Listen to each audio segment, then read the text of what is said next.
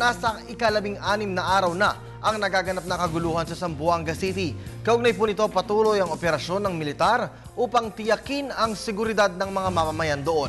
Samantala, mariing pinabulaanan naman ng mga otoridad ang balitang nadagdagan pa ang bilang ng mga rebelding MNLF sa nasabing lugar.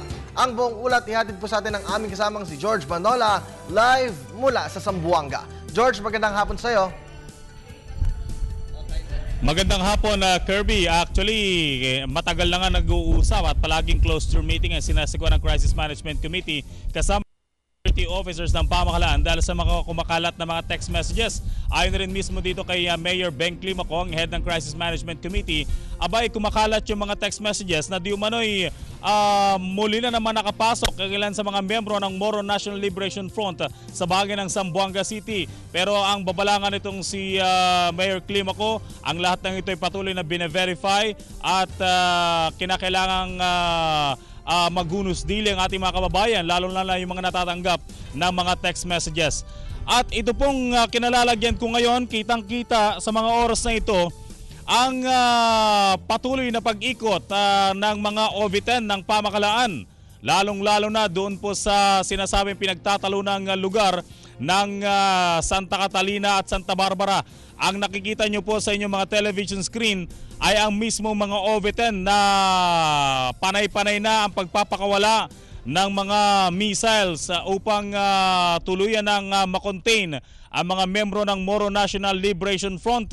At ito nga po ay ngayon lamang at live nyo pong nakikita dito po mula rito sa Zamboanga City, kasabay na rin ng pagkakaroon ng operasyon ng pamahalaan at pagkakaroon ng napakalaking sunog na ngayon ay bumabalot dito po sa bahagi ng Barangay Santa Catalina, Santa Barbara at gayon na rin sa Rio Hondo.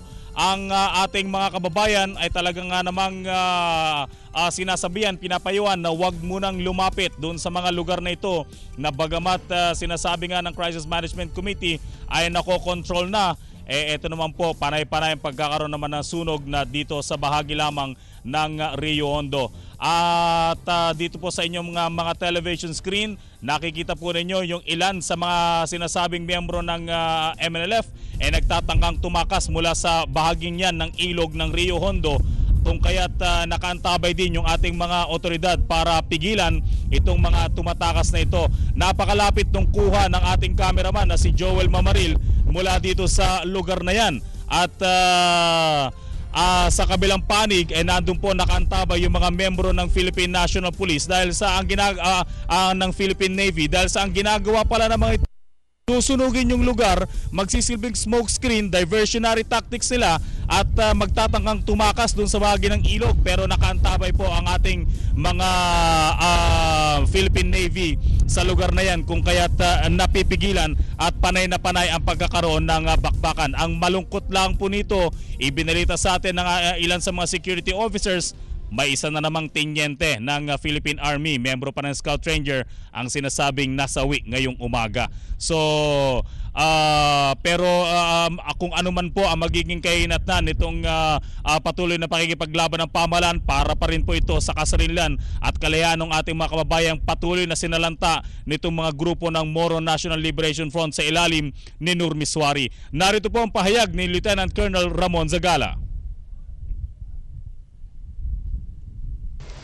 The AFP, together with the PNP, we are now clearing this constricted area wherein we believe that a pocket of resistance of a very few MNLF Miswari faction are still holed up.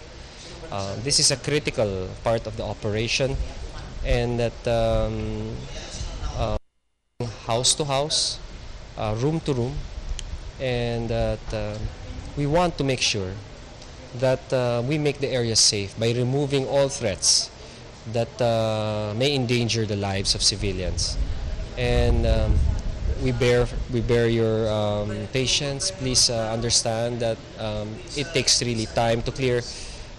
We will do this the soonest possible time. But for now, we want to reach out to all residents of Zamboanga City. Now's not the time to return. Please stay outside the danger zone. Allow us to clear so that you may return safely when the time comes. Ito nga po ang mga pahayag nitong si Lieutenant Colonel Ramon Zagala, kung kaya't nakikita nyo po sa inyong sa aking likuran ngayon ang isinasagawang operasyon. Magkapanabay ng mga OV-10 ng Philippine Air Force at ng mga attack helicopter, yung mga MG-520. Ito po yung mga nakikita natin sa himpapawid ngayon at patuloy na inaatake yung mga lugar, yung controlled conflict area kung saan naroon pa rin ang grupo nitong si Javier Mar.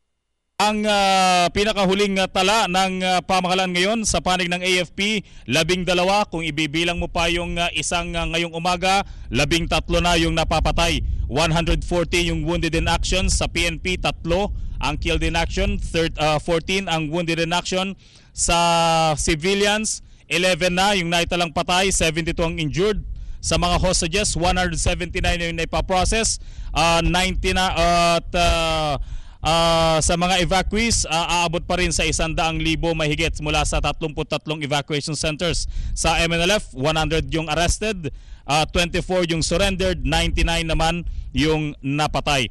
At patuloy po tayo mag-aantabay sa magiging opisyal na pahayag ng AFP kaugnay nga nitong tinyente na panibagong naging napatay dito po sa pinakahuling bakbakan ngayon pong umaga. So ayan po ang mga pinakahuling balita dito sa Zamboanga City. Kasama ko pa rin ang Radio Television Malacanang, sina Joel Mamaril, Eddie Arellano at Julius Masayon. Para sa Telebisyon ng Bayan, George Bandola. Kirby? Maraming salamat sa iyo, George, at ingat kayo dyan.